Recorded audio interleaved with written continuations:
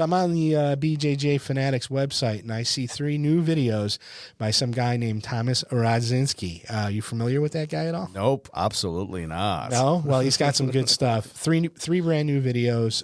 They're getting amazing reviews, which is good to see as well. But you got to tell us about them real quick? Yeah, I had, you guys already know, but I had opportunity to go to Boston, shoot 3 more instructionals, 1 on butterfly hook, complete guide for butterfly hook, 2 wrap, lapel, and submit them, and 3 we have taking the back. It's particularly designed for guys for over 40 because there's no climbing involved. All the back takes are on the ground. Very, very full and effective system. So dip into it. I'm really hoping that this is going to help your jiu-jitsu and really take it to the next level. BJJfanatics.com. Just search ROZDZ. We have all had that situation where after classes when we want to ask a question. And Thomas, a lot of those questions you've already answered, right, at Ask a Black Belt. Yeah, it's another podcast that I'm running. It's on podcast, all podcast platforms, plus on YouTube. You can find it anywhere. Just search for my name. Search for Ask a Black Belt. At this point, over 100 episodes, different questions, jiu-jitsu, life-related, but something that everybody comes across, and often these questions sink in our mind, but we don't ask for whatever reason. So if that benefits you, go there, listen. It actually might help your jiu-jitsu, might help your life as well. And if you have any questions, find me on Instagram and drop me a line. I'll be happy to answer your question and mention your name during the episode.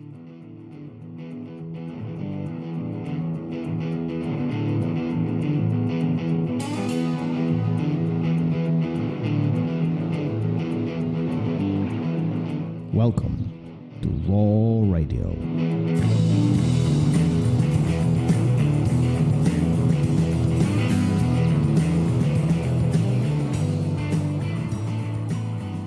And we are live. Here we go. Here we go. This was important one to you. Yeah. It felt kind of silly what I said in a different one about Jeff just now, but it's true. Yeah, I love Jeff. Jeff's awesome. And Jeff pointed me in the direction of roll. So, yeah, that's why it's special. I'm mad at him.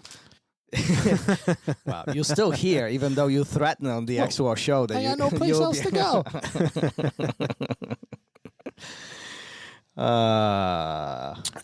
Yeah. But Jeff's awesome, and everybody who knows him thinks he's awesome. I've never heard anybody say anything bad about the guy.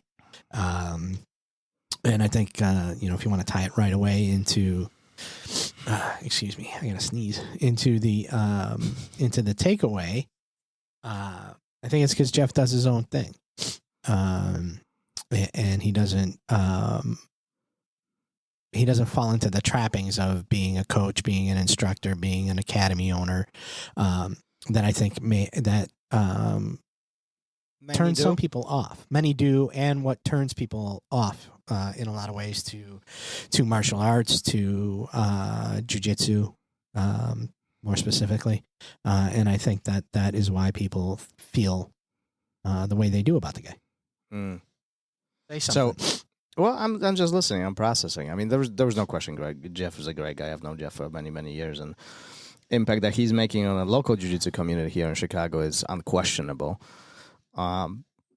I'm just thinking about what you said. Doing his own thing is, should everybody do their own thing? It depends. I think it depends. Are you speaking specifically jiu-jitsu?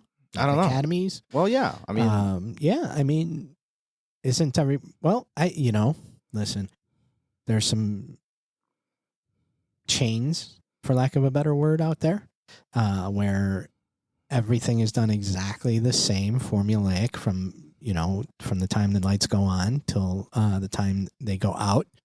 And I think that can be limiting. I don't think that structure is a great thing, but can it be too much? And I think, yes, it can. I think that if you become restrictive, maybe at some point, and within those restrictions, I think maybe you could stop growing. So you might open a new affiliate, but is the jiu-jitsu getting better? Is the culture getting better? At that point, are you becoming not a McDojo, but maybe, no different than a regular LA Fitness or whatever, where people are just going in, lining up, bowing in, doing a couple techniques, and then right back out the door so the next class can come in. It becomes an assembly line rather than a community. Yeah, I mean, that's definitely visible in some academies, right? Mm-hmm. And I mean, who are we to say that's right or wrong? And it works for them, so... It depends on what your goals are, right? And with Jeff, it seems like that his goals are to do your thing. Yeah, to do your own thing. Come on in, do your own thing. Now, within that, if somebody is an asshole or disrespectful, they're shown the door. And even he said, and they're not beat up and shown the door. It's just they kind of come out in the wash. That's not.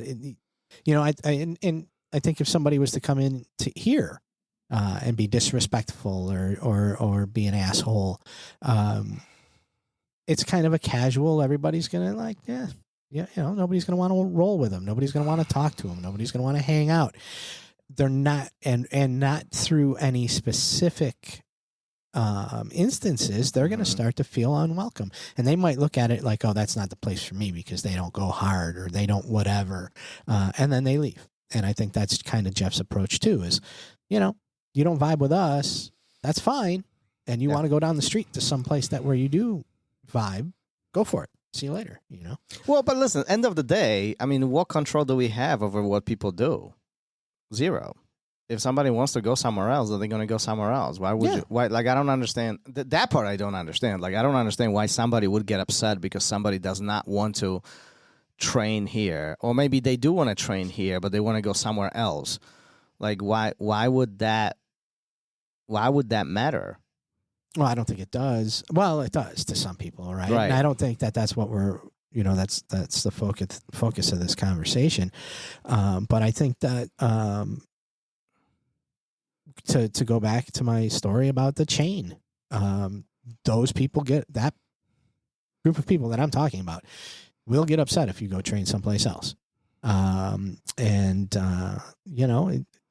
There's a lot of different reasons. There's ego, there's control. And Jeff, I don't think has those things. He came up through people who didn't train that way, who didn't teach that way, who didn't put themselves out there to show people that they were better than them. They just did. They went, competed, won a lot, and then went back and did their own thing. He was talking about how you don't bow in at his school. There's very little hierarchy. White belts there's no beginners class. And I think all those things contribute to the culture he's built, where the people that are there feel extremely comfortable. They feel like they know, they have a problem sometimes when they go other places because of the restrictions that are put on them in other places. They're not disrespectful about it, but they didn't know, at Academy XYZ, you can't ask a purple belt to roll if you're a white belt, much less a black belt, right? Or you can't say, oh man, I'm, I just got my butt handed to me 4 rolls in a row. I want to take this one off. And the purple belt asks you to roll, that you can't say no. So I find it refreshing when people have that type of attitude, when they strip down the rules, so to speak, or they strip away the hierarchy. I think it's great. I really do. In the adult class, I think. In the kids classes, it's a little different. Do you think that approach would work in a much larger environment, meaning like 500 students? I don't know. Would it be chaos in the beginning of a class? This is what I'm asking. This is what I'm asking, right? Because the big upside, and I'm not saying one is better than the other. Right. What I'm saying, there is always a domino effect following it, right? So the big purpose behind separating skill sets or ranks is to create a certain order, in a sense, right? Certain acknowledgement that this person has trained more and holds this rank and this person doesn't, right? And that works well in a quote unquote smaller environment. when you put everybody in the room and everybody is equal in a sense. But do you think that would work in a much larger environment, like significantly larger? Well, like, so two things. If it was what's your student population? If your student population is higher ranking, then I think it would probably be okay. If the majority of your students in that class are new white belts, well, then it's probably going to be chaos. But to what you were saying earlier about that more systematic approach, what's the reasoning? Is it to have an organized class, or is it hierarchy? Is it Yeah. The reason we have these ranks and the reason we line up this way and the reason you don't ask those questions, and is it for feeding somebody's ego? You're right. You're right, because there could be different purposes behind it, right? One could be a positive sense of acknowledging people, their success and their amount of time on the mat, and the other one would be to boosting somebody's ego because nobody else holds this rank, or to identify that you are at the top of the pyramid or whatever, right? So that there's different purposes behind it, and I think all of this boils to the culture within the group, right. Whether the group is 50 or 500, it doesn't matter, but was the cultural goal behind that group? Like, what are we trying to? What are we trying to do? What are we trying to get? Yeah. And I think if it's to have a structured, well-run class, so it's not chaos, that's fantastic. If it's to have a blueprint, so everything could be cookie cutter, and you can have a facility in the next town over, and one next to that, and one next to that, and they're all exactly the same, so that the person at the head gets treated like, they're above and beyond everybody else, then I think, it's the wrong way to go about it. I think so. I think it's all kind of fluid. It's what you want. It's what your goals are. It's how you want a class to be run. All that stuff goes in there. Well, and this, I think, and Jeff talked about this. This really what creates this diversity in jiu-jitsu as a community between different academies. You're going to go to one academy that is gi only, and they're self-defense driven. You're going to go across the street. You're going to get no gi competition. Both of them are jiu-jitsu. Yeah. Both of them are phenomenal. Both of them you will learn tremendous amount, but as far as the culture within the academy and the goals that you can achieve is probably slightly different. There are some differences that you as a new student, I feel like you have some responsibility. Some of the weight is on you to determine which place is more fitting for you. Yeah.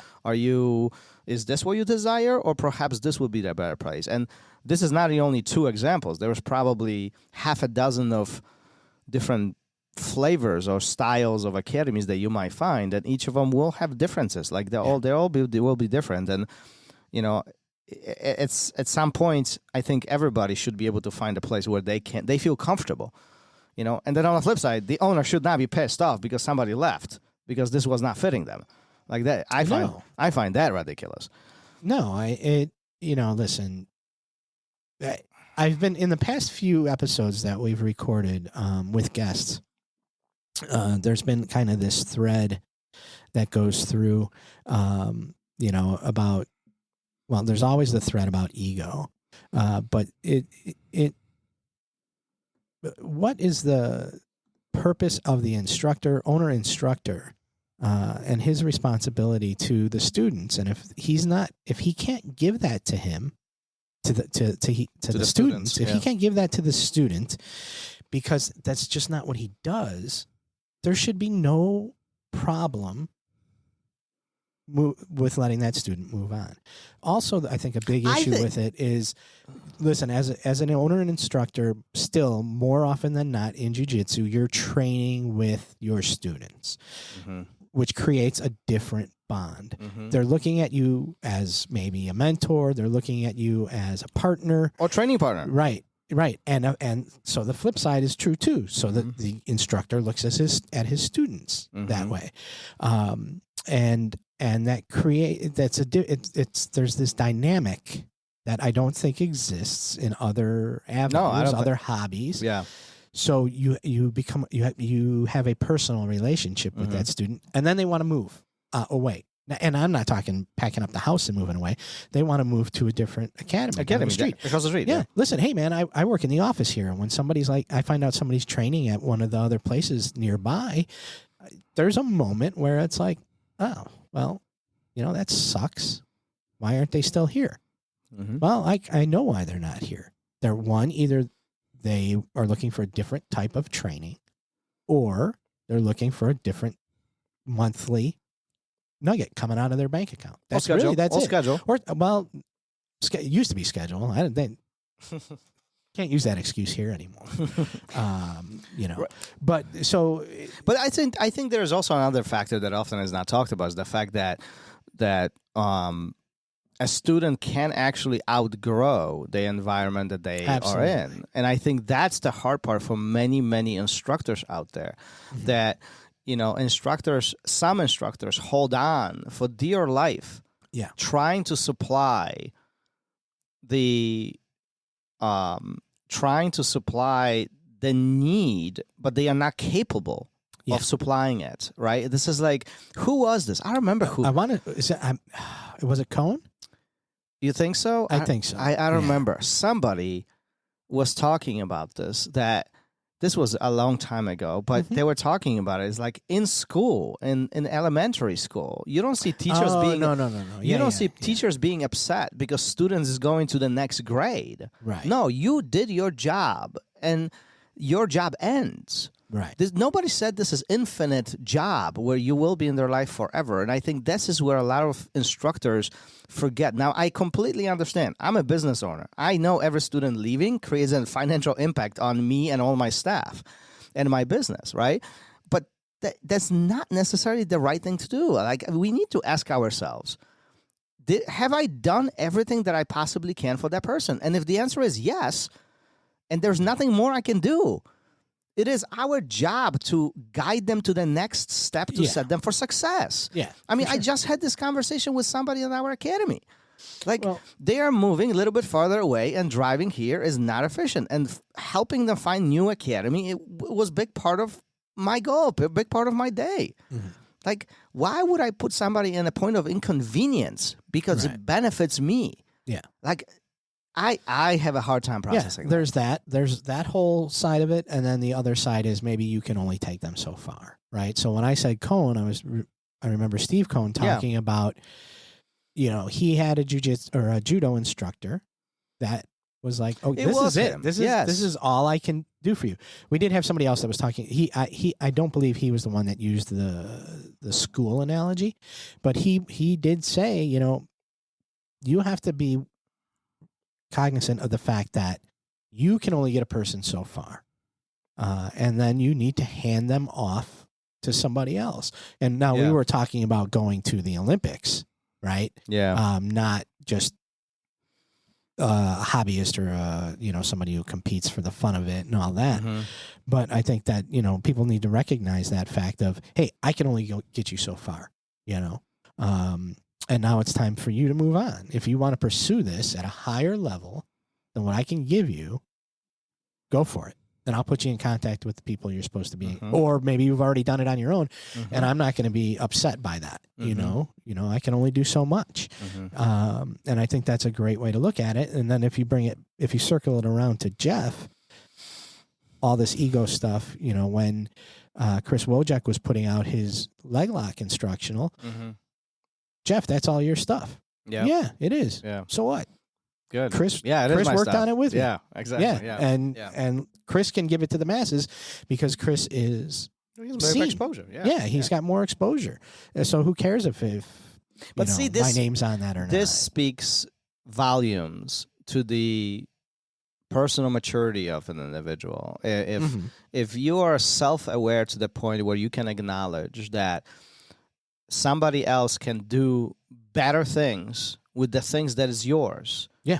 And then you allow it to happen for the sake of impact the other people, the audience. Mm-hmm. I mean, that speaks volumes. That's leadership 101, right? Step aside because somebody else can benefit. Step aside and let your students shine.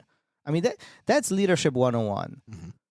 And not many out there are capable of doing that. Right. We are often, especially these days, I think we are so egocentric and ego-driven, self-driven, that we forget that a simple gesture of allowing people to shine and allowing people, or setting people for success without us being in a spotlight. Yeah. Or just no strings attached. Yeah. You know, Yeah. you don't have to put my name on there. You don't have to credit me for it. Yeah. You don't have to, you know, Yeah. I think that's great things. And that all speaks to the environment that Jeff's created by doing his own thing. Yeah. Now, there's probably some academies around the world that do their own thing, and it's not as positive. No. It's just different, right? Yeah. And listen, on the flip side, there's academies who are very structured and they are still successful, and that's fine too. And I think this leads into this whole, I think, important part of this conversation, the simple fact that just do what you feel is right. Yeah. And find a place that you feel is right for you, because there's plenty to choose from. You shouldn't be in a place that you don't enjoy, because we spend way too much time on the mat with people that we love. That find a place that you truly love. Yeah, do what's right. And I think that's it. Just do what's right for you and for everybody else on the mat. Let's wrap up. All right, see you. Later. Thank you for listening to Raw Radio. If you enjoyed the show, don't forget to leave us a review and help us make the show even more amazing. For future episodes, check out our website and follow us on all major podcast platforms. Take care.